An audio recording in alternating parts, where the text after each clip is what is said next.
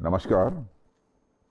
हमारे यक सर्विसमैन शहीदों और वीर नारियों के लिए कार्य करने वाली संस्था राष्ट्रीय सैनिक संस्थान के 17th नेशनल कॉन्फ्रेंस के अवसर पर इस वीडियो के माध्यम से आपको संबोधित करते हुए मुझे प्रसन्नता हो रही है।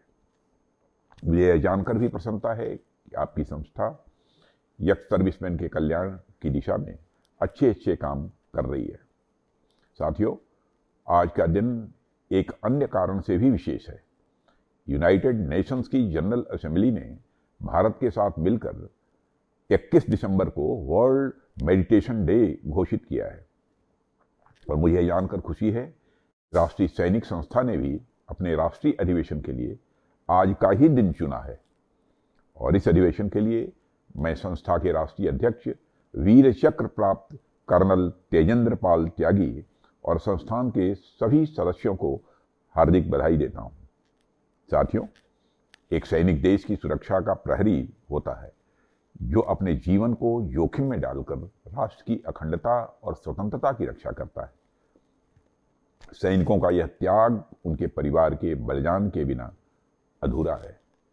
परिवार के सदस्य अपने प्रियजन को देश के लिए समर्पित कर अपने सुख और आराम का बलिदान करते हैं। वे हर दिन चिंता और अनिश्चितता के बीच जीते हैं। परिवार के सदस्य अपने प्रियजन से लंबे समय तक दूर रहने के लिए तैयार रहते हैं, चाहे त्योहार हो, जन्मदिन हो या कोई अन्य खास अवसर। बच्चों को अपने माता पिता के बिना बड़े होने की आदत डालनी पड़ती है और उनके जीवन में माता पिता की कमी हमेशा महसूस होती है। पत्नी या पति को अकेले ही घर की सारी जिम्मेदारियां निभानी पड़ती हैं, चाहे बच्चों की परवरिश हो, बुजुर्गों की देखभाल हो या रोजमर्रा की समस्याओं का समाधान। सैनिक के परिवार को यह भी सहना पड़ता है कि उनके प्रियजन कभी कभी ऐसी कठिन परिस्थितियों में होते हैं जहां उनकी जान को भी खतरा होता है। इन बलिदानों के बावजूद परिवार के सदस्यों में हमेशा देशभक्ति और गर्व का भाव बना रहता है। उनका यह त्याग न केवल सैनिक को अपने कर्तव्यों को निभाने में सक्षम बनाता है, बल्कि पूरे देश को यह संदेश देता है कि सही मायने में देश की सुरक्षा सिर्फ एक सैनिक ही नहीं, उसका परिवार भी करता है। मित्रों, आप भारत की सरहद पर तैनात सिपाहियों के शौर्य की कहानी रोज सुनते होंगे। भारत की समुद्री सीमा 7,500 किलोमीटर से अधिक है और 15,000 किलोमीटर से ज्यादा हमारे लैंड बॉर्डर्स हैं। हमारी सीमाएं सुरक्षित हैं क्योंकि हमारे सैनिक वहां पर मुस्तैद हैं। साथियों, एक सैनिक जब सेवा से रिटायर करता है तो सिर्फ अपने सर्विस से रिटायर होता है, लेकिन अपना बाकी का पूरा जीवन सर्विसेज द्वारा दिए गए मूल्यों को लेकर जीता है। समाज सेवा और राष्ट्र सेवा दो अलग अलग चीजें नहीं हैं और बॉर्डर पर रहकर भी वह समाज की ही सेवा करता है। और रिटायरमेंट के बाद जब वह सिविल सोसाइटी में वापस आता है तो भी वह समाज और राष्ट्र की सेवा के मूल्यों को लेकर ही जीता है। वो अपने गांव, कस्बे, सुदूर क्षेत्रों में एक मॉडल सिटीजन के रूप में देखा जाता है।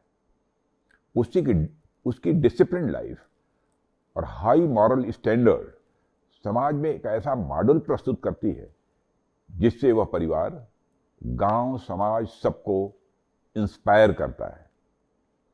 प्रत्येक फौजी अनुशासन, ईमानदारी और कर्तव्य निष्ठा का एक जीता जागता प्रतिबिंब है।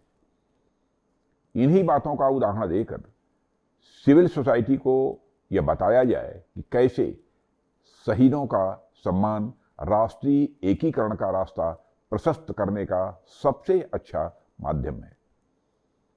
यक्स सर्विसमैन वास्तव में यक्स नहीं होते, यानी कभी भी रिटायर वह नहीं करता।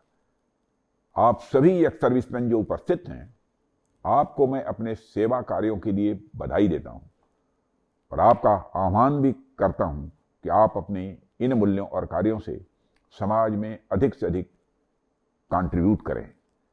साथियों, हमारी सरकार यंग सर्विसमैन और वीमेन के कल्याण के लिए निरंतर कार्यरत है और हमने आपके कल्याण के लिए अनेक कदम भी उठाए हैं, चाहे वह वन रैंक वन पेंशन लागू करना हो, ईसीएचएस स्कीम को और मजबूत करना हो, या फिर रीसेटलमेंट और वेलफेयर के लिए किए गए प्रयास हों।